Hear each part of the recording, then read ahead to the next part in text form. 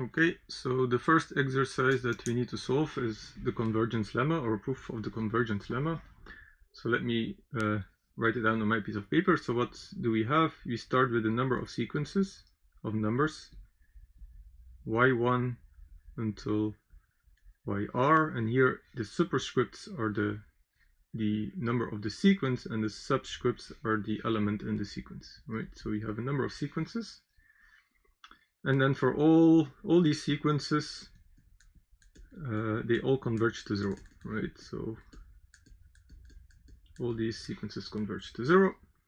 And then we have another sequence x, okay? And we know that there exists a number n, such that for all n greater or equal to this n, the absolute value of x n is smaller or equal to a sum of j1 to r, right? So it goes over all these sequences of alpha j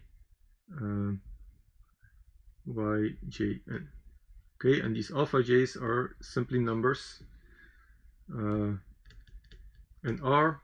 Okay, so this is not an exponent here, it's just to indicate we have an alpha 1, an alpha 2, an alpha 3, and alpha j, okay, and they're different from 0. Okay, so easy, if they're equal to 0, then this term disappears from this sum, so we can basically ignore it, right? So without loss of generality, we can assume that they're different from 0. And what do we want to show? We want to show that if all this holds, okay, then the sequence xn also converges to 0. Okay, so we have a number of sequences. From some point onwards, the absolute value of xn is smaller than a weighted sum of the y-ends, right, of all the sequences. If this is the case, because all these converge to 0, then it says that this also will converge to 0. Okay. So let's try to make the proof. Okay, so it's always good to, what do we need to show? Well, we need to show that xn converges to 0. So if you go to the definition of convergence, basically you need to show that for any epsilon bigger than 0, there exists an epsilon, such that for all n greater or equal to this an epsilon, xn is smaller than this epsilon. Okay, so this is what we need to show. Okay, and we can use all of these things in order to show this. So let's first state, what does it mean for y the sequences to converge to 0? Well,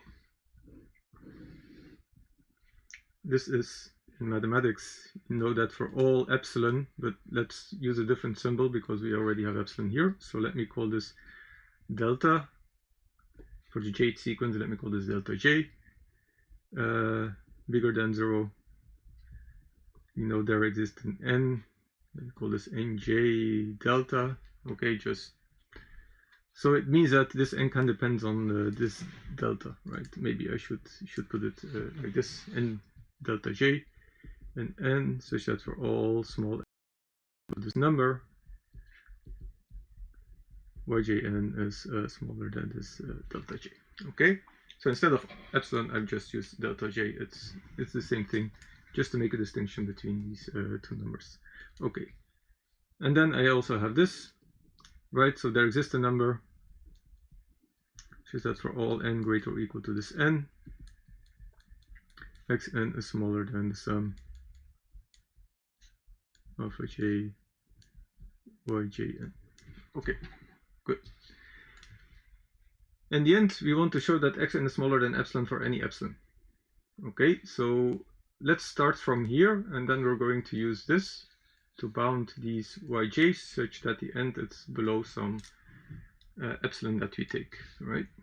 So let's try to do this, and then we fill in the details later on. Okay. So xn is already smaller than this, and we can easily make this smaller by taking the absolute value of yj's. Okay, doesn't matter. This means basically that we can assume that all the alphas are non-negative.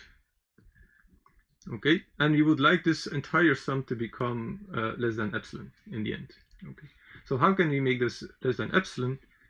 Well, basically, in order to make the sum less than epsilon, we can choose the yjn's in such a way to make them small enough such that this ideally is less than epsilon. Okay, so how do we do this? Well, in order to do this, we have to make yjn to be smaller than something when summed over all r and multiplied by alpha is smaller than epsilon. Okay, so the first thing that we can do is we can divide it by alpha j. Okay, so then here we already get 1, right? The sum of 1's is not going to be smaller than epsilon.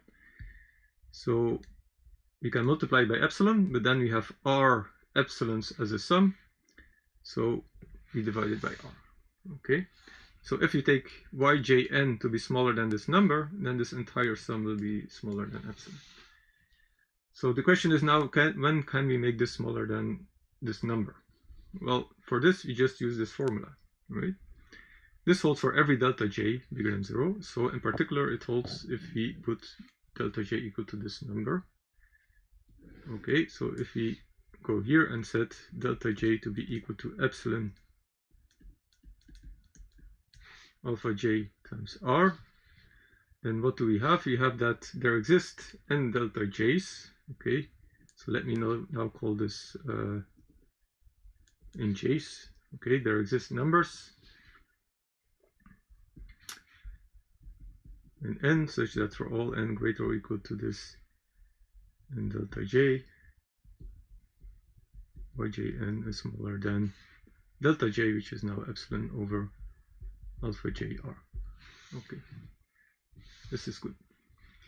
Okay, but this only holds if n is bigger or greater than this. Okay, so basically what we need, this only holds here for n greater or equal to n, so we have to put n greater or equal to n and n greater or equal to n delta j for all j. Okay, basically for all j. Okay, so if this is true, then what do we have? You have that xn is smaller than this and yn is smaller than this. So if this is true, if n is bigger than all of these numbers, then we have that epsilon. And this is basically what we want to have. So in order to construct a proof, let's go from top to bottom. We want to show this, that for all epsilon, there exists an n epsilon, right, such that all of this holds. Okay. This holds, and we know that for all delta j, there exists an n delta j such that this holds. So first of all, we set delta j to be equal to epsilon alpha j r. So basically, this has to hold for any epsilon. So what we say, we take epsilon bigger than 0, right? We make the proof for this epsilon, then we have made the proof for all the epsilons. Then we set delta j to be equal to this. And this n epsilon, what is going to be? Set n epsilon to be equal to the maximum of this n here. And then all of this n delta j's. Okay. N delta 1 and so on until n delta r. Okay. So what do we have if we choose this delta j and this n epsilon? Well, then we have that for all n greater or equal to this n epsilon, xn is smaller than epsilon. Why? Exactly because we have done this entire derivation. Okay. So in order to do this formula, you take any epsilon that you can think of, then you plug in the delta j equal to this value in this formula. You find that for this delta j, yjn is smaller than delta j if n is greater or equal to this big N. So if my n epsilon is bigger than any of these numbers, then all of these inequalities will hold. So xn will be smaller than epsilon. and that's the proof of the convergence lemma. Okay, let's go to question number 2. Consider the set A, which is equal to minus 1 to the power n divided by n. Okay, and n is in n. Show that A is bounded from above, find the supremum, and then the question is the supremum also equal to the maximum. So let's first have a look at what is A. Okay, so we can plug in different values of n here. So if n is equal to 1, then you have minus 1 to the power 1, which is minus 1 divided by 1, so we have minus 1. If n is equal to 2, minus 1 to the power 2 is 1, divided by 2, so we get 1/2. If n is equal to 3, we have minus 1 over 3, and then we have 1 over 4, then you have minus 1 over 5, then you have 1 over 6, and so on, and so on, and so on. Okay, so the first question is A bounded from above? Is A bounded from above? Well, I would argue that yes. For example, take any number that you think is an upper bound, for example 2, and then you have to show that minus 1 to the power n over n smaller or equal to 2. Okay, for example, and that is that minus 1 to the power n is smaller or equal to 2 times n. How can you see that this is true? Well, this is either minus 1 or plus 1, and this is 2. The lowest value here is 2, next one is 4, the next one is 8 and 16. Okay, so this will always be satisfied, so A is bounded from above. Okay, so for example 2 is an upper bound. So we know that there's a supremum. So what's the supremum here?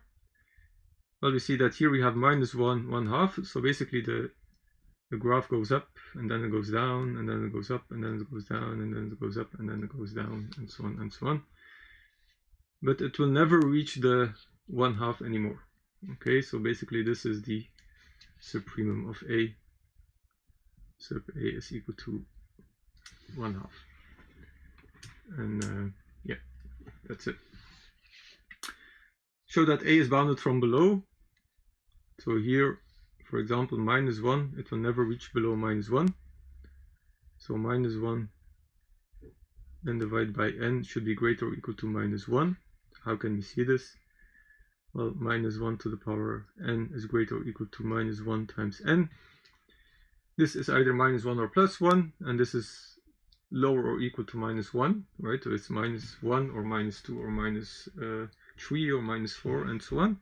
So this is always satisfied. Okay, so this is a lower bound. What's the infimum? Well, it's the biggest lower bound.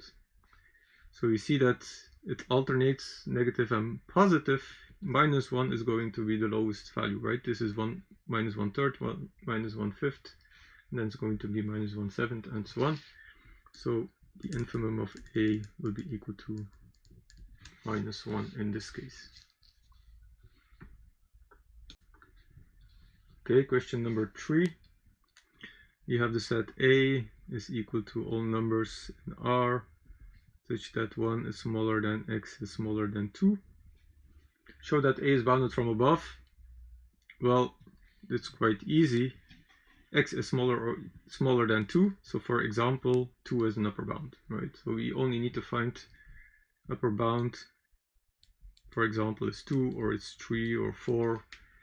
We only need to pick a number that's greater or equal to any number in A. So we know there's a supremum. So what's the supremum here? Well, it's the lowest upper bound.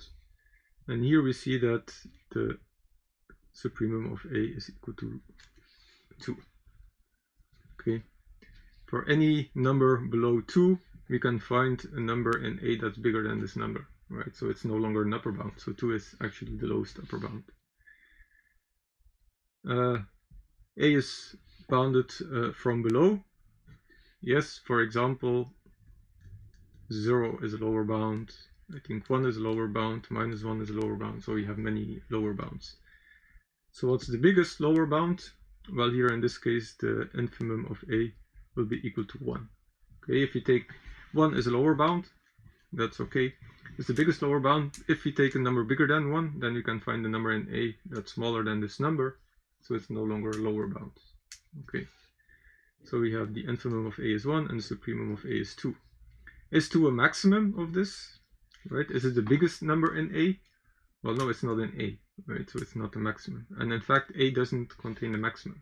Okay, there's no number in A that's bigger than all other numbers in A. For any number in A, you can find something that's even bigger. Okay.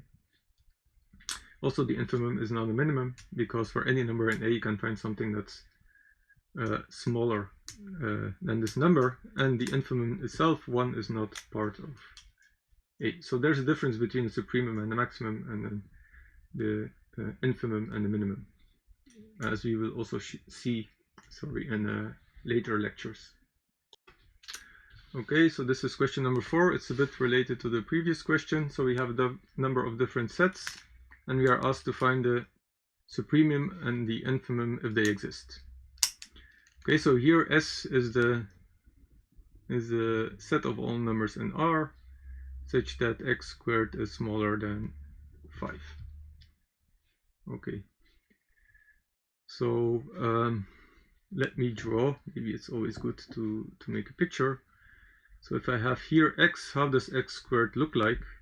Well, here it's 0, and then here it goes up, and there it goes up. Okay, so it's a square function. And then at some point we're having y equal to 5. Okay, so we're looking at all the values where x is smaller than 5. Okay, so it's this entire region, but you have to take into account that it's a strict inequality here, so you have something like this. Okay, so square root of 2 is smaller than 5. This means that x is sandwiched between square root of 5 and minus square root of 5. Okay, so that's it. Is this bounded from above? Well, yes, there's something that's bigger than any number in this interval. What's the supremum? In this case, the supremum is going to be square root of 5, which will be not be part of the set S itself. Is the set bounded from below? Well, yes, there's something that's below every element in the set. What's the infimum of S? Well, in this case, it's minus square root of 5. The second, S is all the numbers in R such that x squared is bigger than 7. Okay, and we can make another picture, but now here we have 7, and we only look at the values of x, which gives a x squared bigger than 7. And if you do this, you will see that it's all the values of x such that square root of 7 is smaller than x, or all the values of x such that x is smaller than minus square root of 7. Okay, so basically what we have is that it's minus infinity until minus square root of 7 union square root of 7 to plus infinity. Okay, so S will be equal to this set. Does this set have an upper bound? Well, there's no number that's bigger than any number in the set, you see, because this goes to plus infinity. So there's no supremum. Does this set have a lower bound? Well, there's no number that's smaller than any number in the set, so also this set doesn't have a supremum, infimum. So env S and sub S don't exist. Okay. And then we have a last question. Okay, so the last one, the set S is equal to minus 1 over n and an n. Okay, so let's write down a number of terms of the set. S is equal to the set, if n is equal to 1, we have minus 1, then you have minus 1/2, then you have minus 1 over 3, and so on. Okay, so on the number line you have 0, you have minus 1, so it will be this one, minus 1/2, minus 1 over 3, minus 1 over 4, minus 1 over 5, and so on and so on and so on. Is this set bounded from above? Well, yes, it's all the numbers are negative, right? So for example, the number 1 will be an upper bound of this set. What's the supremum? Well, you see that this goes to 0, right? So sub s will be equal to 0. For any number below 0, I can always find a number in the set that's bigger than this number, right? So 0 is an upper bound, and it's also the lowest upper bound. Is the set bounded from below? Well, yes, it can never go below minus 1. What's the infimum? Well, the infimum of set is equal to minus 1. Okay, so in this case, you see that the infimum is in S, right, is part of S. The supremum is not in the set, right? 0 is not in the set S. All right, question number 5 is a number of exercises on the sub and inf of functions. So let A be a subset of R, and let f and g be functions from the subset to R. Okay, so they take values in R. I haven't defined functions yet, but I hope everybody knows what the function is. And the functions are bounded, right? So they don't go to an infinity.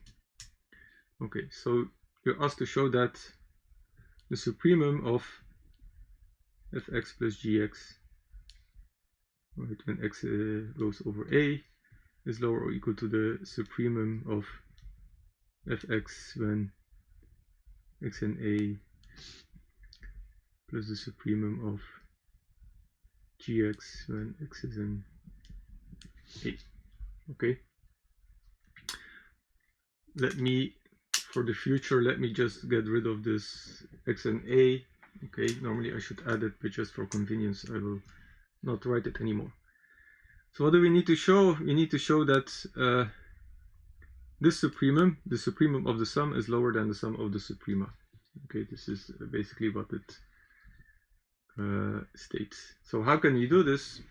Well, first of all, notice that f of x, right, is lower or equal to the sub of f. Okay, for all a, we have that f of x is lower or equal to the sub of f. Actually, I should write sub of y for y and a or something. Okay, but I leave it here. Why? Because the supremum is an upper bound. So this is a particular value of f. The supremum is an upper bound of f. I also have that for all x and a, g of x is lower or equal to the supremum of the function g over all y's and a. Okay. Why? Because g of x is one particular value for one particular x, and the supremum is a maximum over all its supremum is an upper bound for all the values. So what can I do? I can take the sum, and then I have that f of x plus g of x is lower or equal to the supremum of f plus supremum of g, and this holds for all x and a. Okay, so what do we have? We have that this here, sub f plus sub g, is an upper bound of f plus g. Okay, so the supremum of f plus the supremum of g is higher, greater or equal to fx plus gx for any x. Okay, so it's an upper bound. And we know that the supremum is the lowest upper bound, right? So supremum of f plus g should be lower than any other upper bound. So it's because this is an upper bound, and this is lower than sub f plus sub g. Okay, so this is basically how you show this. Sub of f is greater or equal to f. Sub of g is greater or equal to g. So f plus g is lower or equal to sub f plus sub g. So this is an upper bound of this. The supremum of this is the lowest upper bound, so it's lower than this upper bound. Okay, so this is how we can demonstrate these things. This next question asked to show that sub of minus f is, no, I'm skipping one. The infimum of f plus g is greater or equal to the infimum of f plus the infimum of g. And basically it's very similar. So f is always greater or equal to the infimum of f, right? Because the infimum of f is a lower bound of f. And g is greater or equal to the infimum of g. Why? Because the infimum is lower bound. Okay. So if we add the two together, then we know that f plus g is greater or equal to nth f plus nth g. So in other words, this here is the lower bound of f plus g. The infimum is the biggest lower bound, so the infimum of f plus g should be greater or equal to the any other lower bound, and this is a lower bound. So we have this inequality here. Okay, f is greater or equal to its infimum, g is greater or equal to its infimum, so the sum, any sum evaluated at any x is greater or equal to the infimum of f plus the infimum of g. So this is a lower bound, right? This is the definition of a lower bound. So its infimum is the biggest lower bound, so the infimum is greater or equal to any lower bound. So this is how you get this inequality.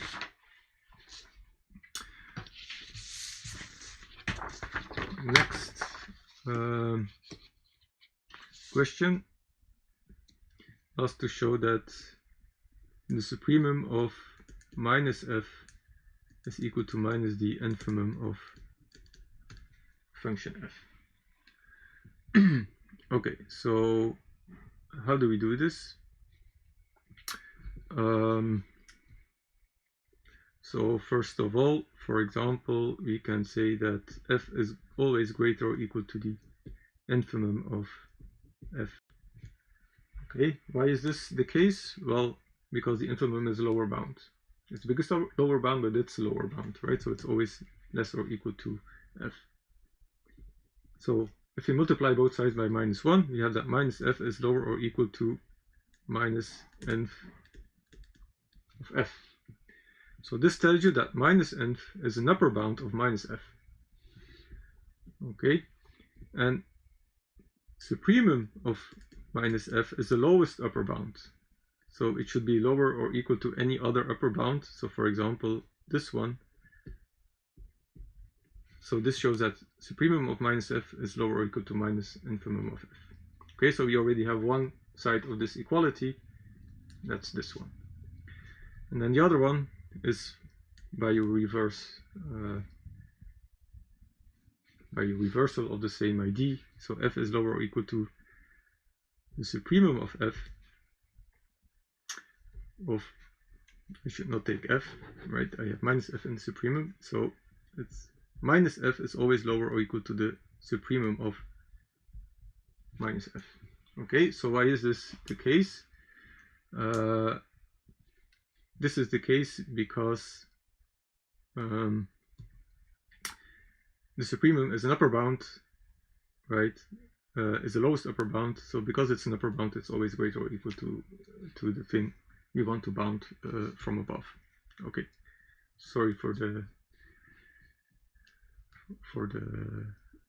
hassle. Okay, if you multiply both sides by minus 1, then you get that f is greater or equal to supremum of minus f, but then multiplied by minus 1. Okay, so minus supremum of minus f is the lower bound of this thing on the left. The infimum is the biggest lower bound, so this shows that infimum of f is greater or equal to minus supremum of minus f. Okay, and then we multiply both sides by minus 1 again, so minus nth of f is lower or equal to supremum of minus f. So we have that this is lower or equal to this, and this is lower or equal to this. So we have an equality here. So supremum of minus f is minus infimum of the supremum. Okay. Then next one, we have that supremum of f minus g is lower or equal to supremum of f minus the infimum of g. Okay, and in order to prove this, we're going to use previous established results. So we can write this as the supremum of f plus the function minus g. Okay, and you already know that the supremum of the sum is lower or equal to the sum of the suprema, right? That's what the first thing that we have shown. So this is lower or equal to supremum of f plus the supremum of minus g. And the supremum of minus a function is minus the infimum of the same function. So we know that this is equal to the supremum of f minus the infimum of minus the function. So this is g, which shows this thing here. Okay, you can forget about this last one exercise because there's a typo anyway and it doesn't really make any sense. So I'm very sorry for this. If you have a previous version of the lecture notes, then just disregard this last question. So 6 was to prove theorem 3. We have done this in a video lecture. And then question 7 is show that if xn is a Cauchy sequence, so it's an exercise on Cauchy sequences. So if this is Cauchy, then x squared is also Cauchy.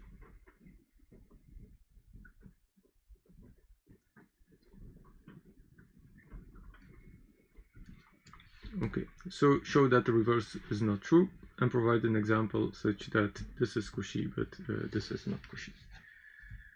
Okay, so remember, for a sequence to be Cauchy, it basically says that xn minus xm, if both n and m go to infinity, that this goes to 0, and you have to show that it also holds for the squared. Okay, xn squared minus xm squared, this should also go to 0. Okay, so we have a squared minus a squared, so we can easily write this as xn minus xm times xn plus xm. Okay, so that's that. And the absolute value of a product is a product of the absolute values. So we have that this is equal to xn minus xm, and then times xn plus xm. And both xn and xm are Cauchy sequences. Well, xn is Cauchy sequence, so I know that this Cauchy sequence is bounded. Right? This is something that we have proven beforehand. So we know that there exists a number that's bigger or equal to any number in the sequence. So this will always be lower than, so if the upper bound is m, right, then this will always be lower than 2 times m. And then we have xn minus xm. Okay, so I can find the number m such that this is always less or equal to 2 times m, xn minus m. And I know that this goes to 0, so this also goes to 0. And this completes the proof of this convergence, right? So it's not so difficult to show. However, the reverse does not hold, right?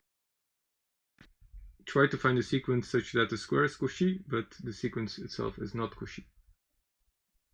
Okay, so for example, one such sequence is the sequence minus 1 to the power n.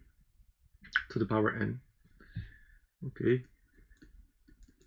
So what does this sequence looks like? Well, it's minus 1, 1, minus 1, 1, and so on.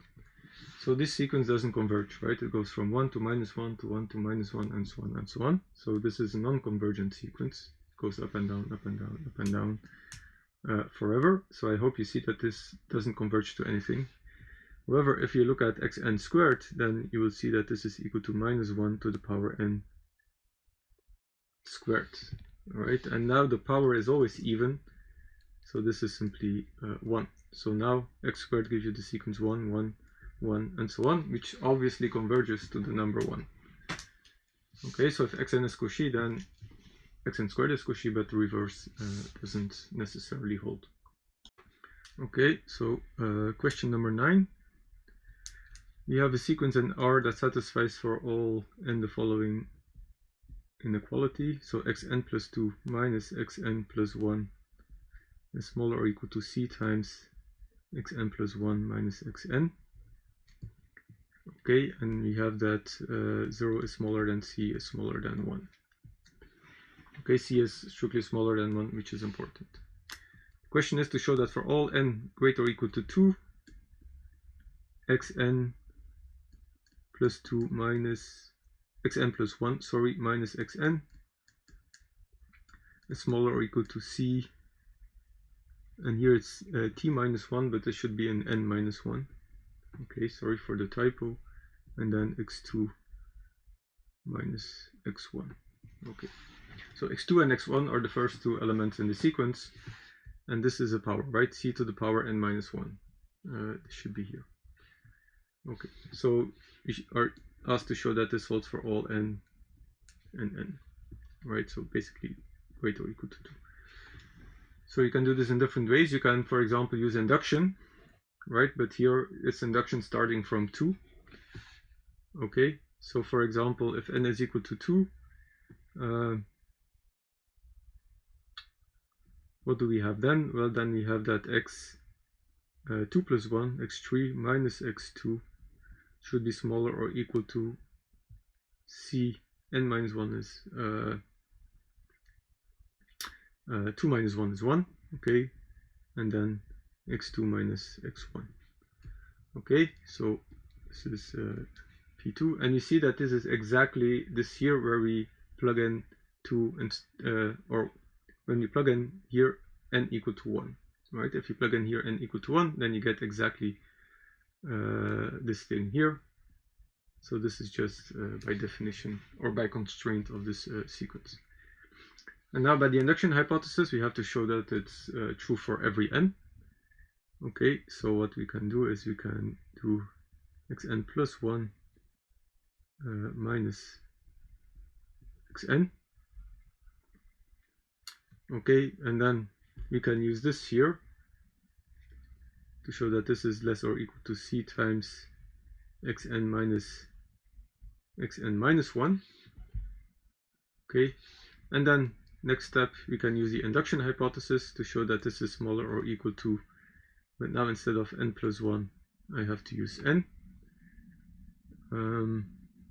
So what I do c times, and now cn minus 2 x2 minus x1, right? So it's a bit tricky in terms of the n's, n minus 1 or n minus 2. So basically here it's xn, here it's xn plus 1, so all the n's have to decrease by 1.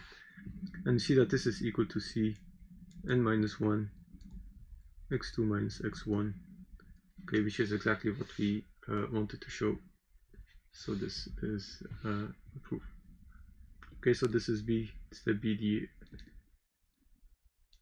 the induction step. Okay. Next, we are required to show that xn is a Cauchy sequence. Okay, so let's try to do this. We have to take xn minus xm, and we have to show that for n and m going to infinity, this thing goes to 0. Okay, so we can write this. Let's take the case where n is greater or equal to m. You can write this as xn minus 1 plus xn minus 1.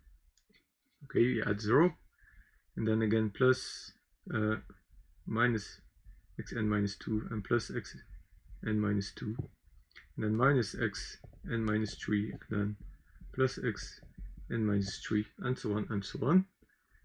And then finally plus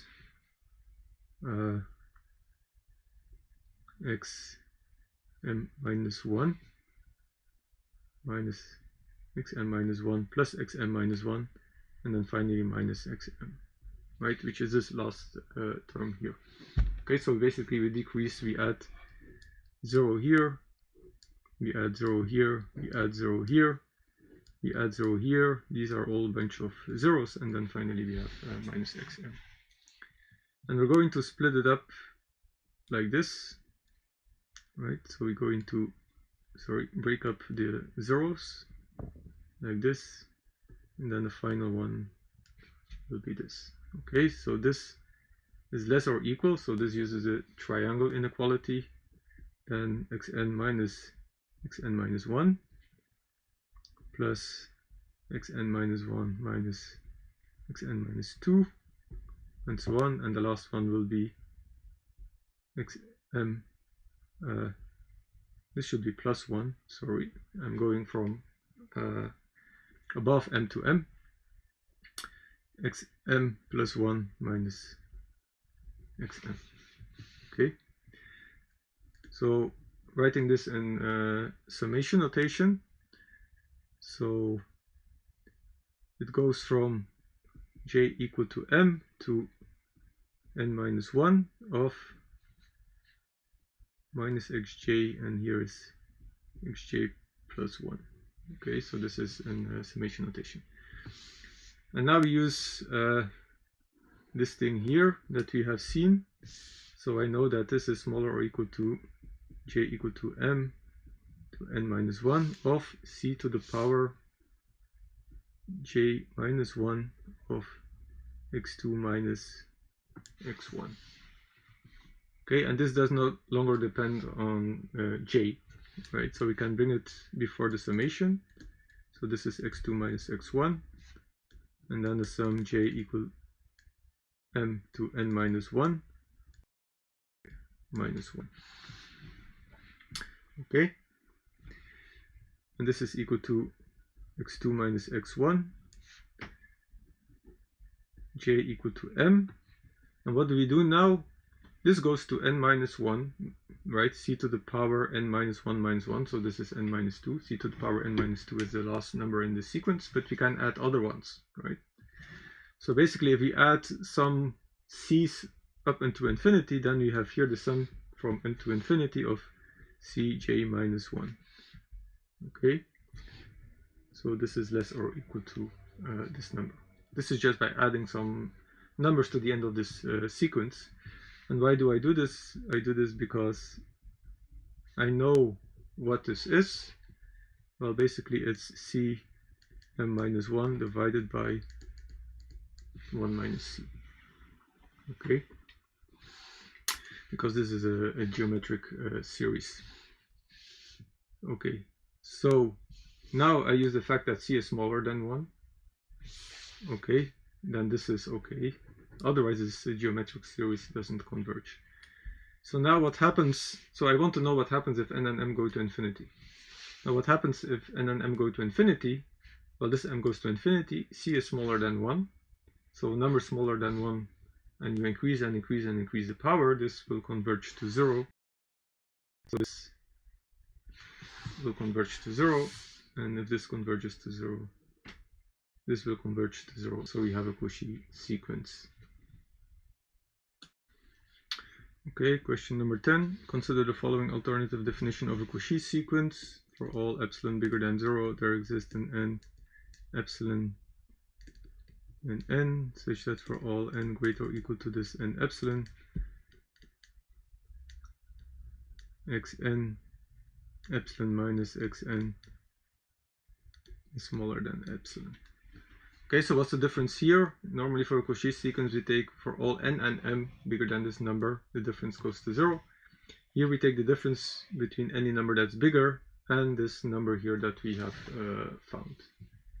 Okay, and you have to want to show, so we want to show that this is the same as for all epsilon bigger than 0, there exists an n epsilon and n, just for all n m greater or equal to n epsilon, xn minus xm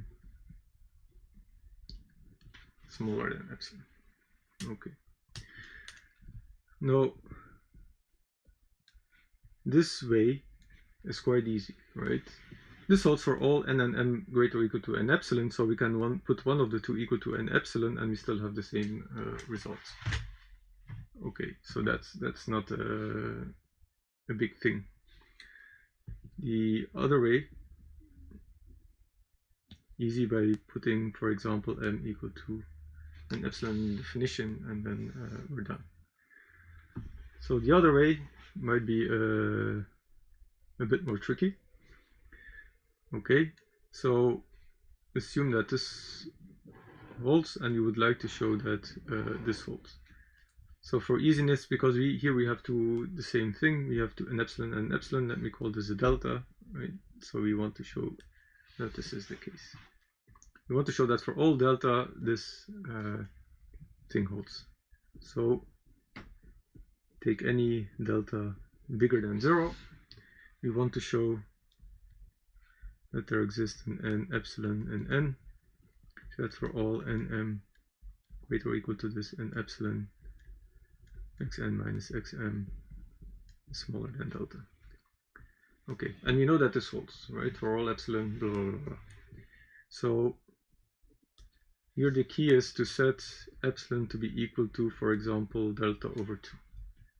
In this definition here, it holds for every epsilon, so take the particular value where epsilon is delta over 2. Well, then I know that there exists an n here, such that for all n greater or equal to this n, xn minus xn is smaller than delta over 2. Okay, and I want to show that for all n and m bigger than n, this distance is smaller than delta.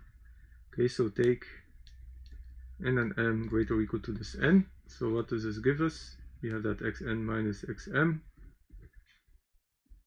Well, we use the triangle we add 0 first, right? And then we use the triangle inequality plus xn minus xm, and this is less or equal to xn minus xn plus xn minus xm. Okay, and we know that this is smaller than delta over 2, so this is smaller than delta over 2. M is bigger than n, right? So this is also smaller than delta over 2, and this is equal to delta, so the distance between xn and xm is smaller than delta, which is what we wanted to show. So question number 11, prove that if a subsequence of a Cauchy sequence converges to x, then the full sequence also converges to x. So let's take a Cauchy sequence, xn and n is Cauchy, and let us assume that there's a subsequence x phi n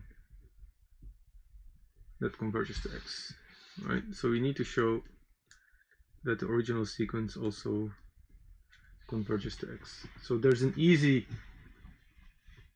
quite easy solution to this. So we know that xn is Cauchy, right? So we know that xn converges. Okay, so we know that any subsequence of the sequence also converges. So for example, xn converges, if xn converges to y, and you take a subsequence of the sequence, then it also converges to y. So from this it follows that x phi n also converges to y. We know that x phi n converges to x and x phi n converges to y. So if a sequence converges to something, then there's only one thing that it can converge to.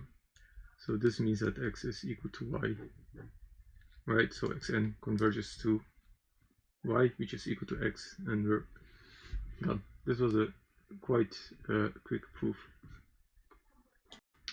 Okay, here, so we have a sequence that's recursively defined by x1 is equal to 1, and xn plus 1 is equal to xn plus minus 1 to the power n to the power 3 for all n. And you have to show that such sequence is not a Cauchy sequence. So basically, we have to show that there exists an epsilon bigger than 0, such that for all n big N there exists n and m, such that xn minus xm is bigger than epsilon. Okay, so let's look at how this looks like. we have xn minus xm. We have to show that there exists an n and m. So let's take, you already know xn plus 1 as function of xn, right? So for example, we can take n to be equal to n plus 1 and see what happens here. Okay, then this distance gives xn minus xn plus 1. Okay, and we can easily see what this is. This is the absolute value of minus 1 to the power n to the power 3. Okay, and this is the absolute value of product. So it's minus 1 to the power n and then n to the power 3. Okay, so this is greater or equal, minus 1 to the power n is always minus 1 plus 1, right? So it's greater or equal to 1 n to the power 3, and this will always be greater or equal to 1 because n goes from 1 to 3, 4, 5, and so on and so on. Okay, so any subsequent terms, the distance will always be greater or equal to 1, which means that we can find an n and m greater or equal to any number, right? You just take a number and then the subsequent number. Okay, and then we see that the distance is greater or equal to 1, so this is not a Cauchy sequence. Does this sequence converge? Well, you know that any convergent sequence is Cauchy and any Cauchy sequence converges. So if it's not Cauchy, then the sequence does not converge, right? So this follows very easily from a proof that we did in the lecture notes. So does not converge. Okay. So this is question number 13.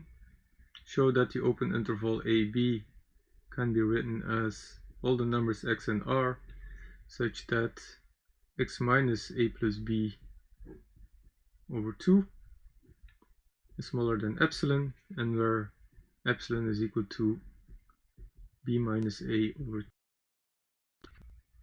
Okay, so let's take this here. This can be written, this is equivalent to minus epsilon is smaller than x minus a plus b, right, over 2 is smaller than epsilon, and then multiply everything by 2. We have minus 2 epsilon is smaller than 2x minus a plus b is smaller than 2 epsilon, and then substitute this epsilon back here. So we have minus b plus a, okay, if I have everything correctly, is smaller than 2x minus a plus b is smaller than b minus a. Okay, then add a plus b to both sides, to all the sides, right? Then we get 2a is smaller than 2x is smaller than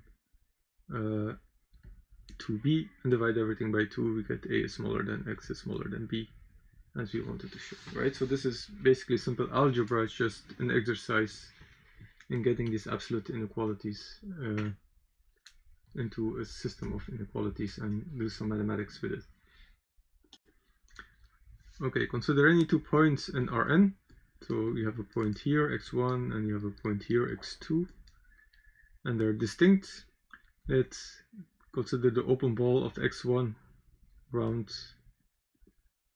so we have an open ball of radius epsilon around x1, and then we have a set z.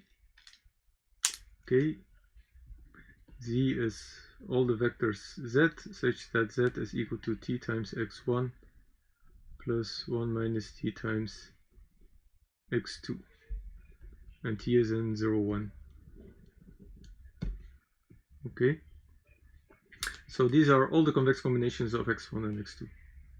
So if we look at what this set z is in the picture, well, basically it's everything on this line segment between x1 and x2. Okay, and now you ask to show that the intersection of everything that's inside this ball here in green, intersection z is non-empty. So for A, this is quite simple, because you see that x is in z, and x is of course in ball with radius epsilon around x. Okay, so the intersection is not empty because it contains x.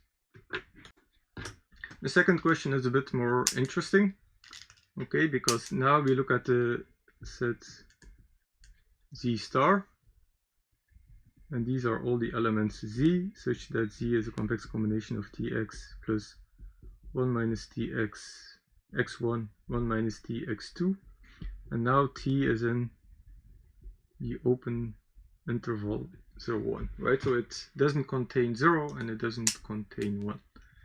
Okay, so basically we have to get rid of these 2 points, right? And now we still want to show that the intersection of this green area with the set C star, right, which is now the line segment without these 2 points, is still non-empty. Okay, so what's the idea? The idea is that you take a point on the line interval which is close enough to x1 such that it still is contained in the ball. Okay, so pick a point on this line segment. So this will be t times x1 plus 1 minus t times x2. Okay, and we want the distance to x1 to be x1 minus this number. Okay, I forgot that these were vectors all the time.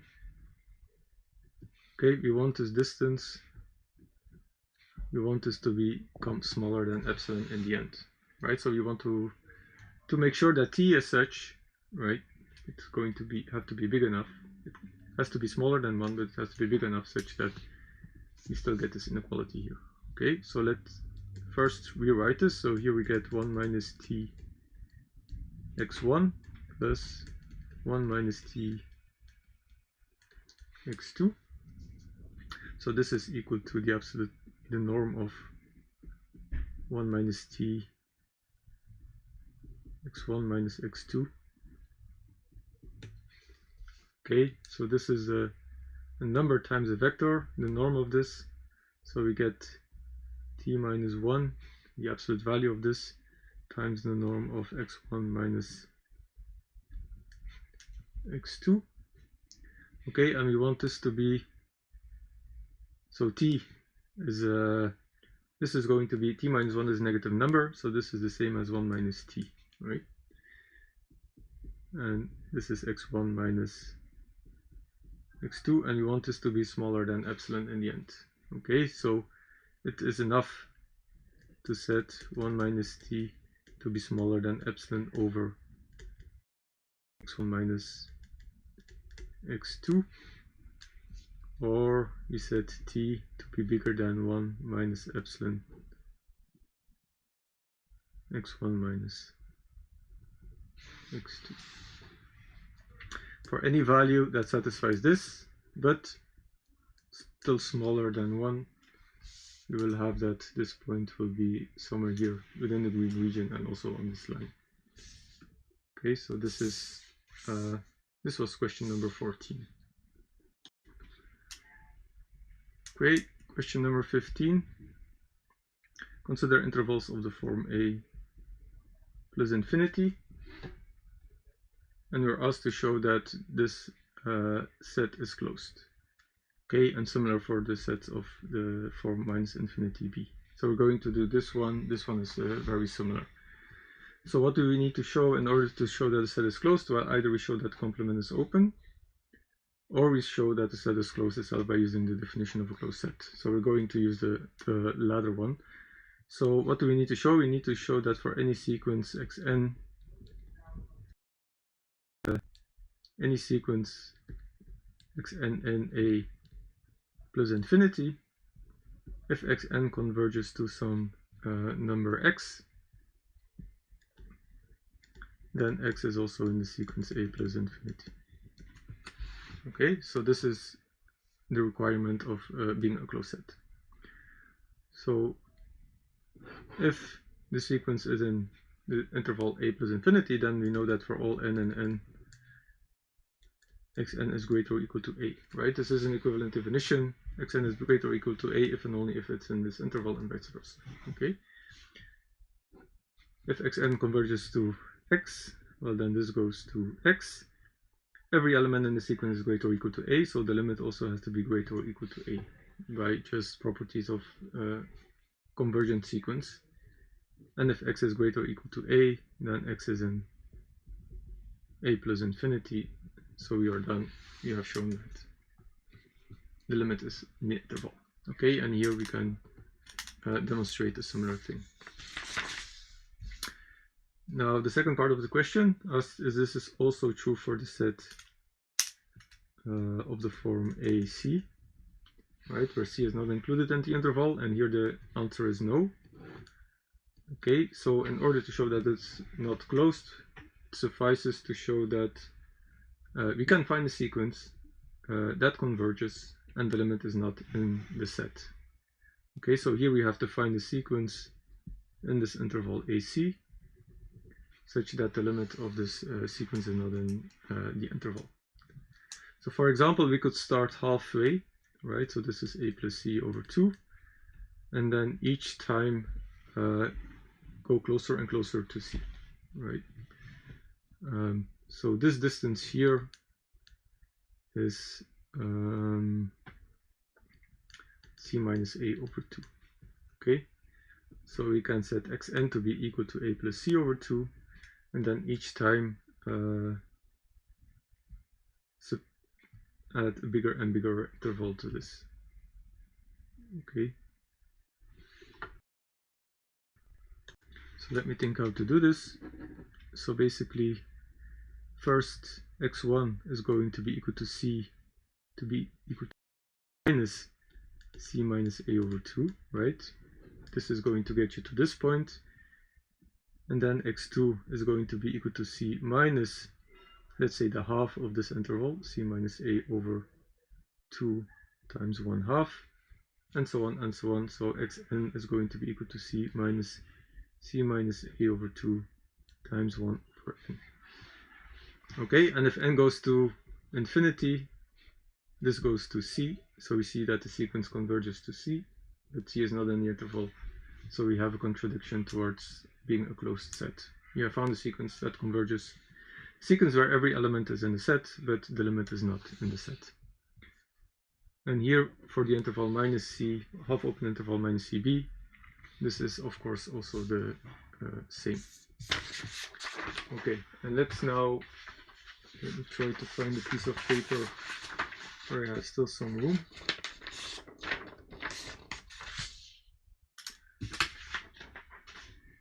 Number 16 is a quite easy question. So let S be a set consisting of a single point. This is equal to, let's say, a number S. Prove that S is a closed set. So what do we need to do? We need to generate a sequence in S that converges, and then you have to show that the limit is also in the set. Okay, so what's a possible sequence in the set? Well, the only sequence that is in the set is a sequence S, S, S, and so on, right? There's only one element, so every element of the sequence has to be the same element. And we know that the sequence converges, of course, to S, and S is in the set. So indeed, it satisfies the definition of being a closed set.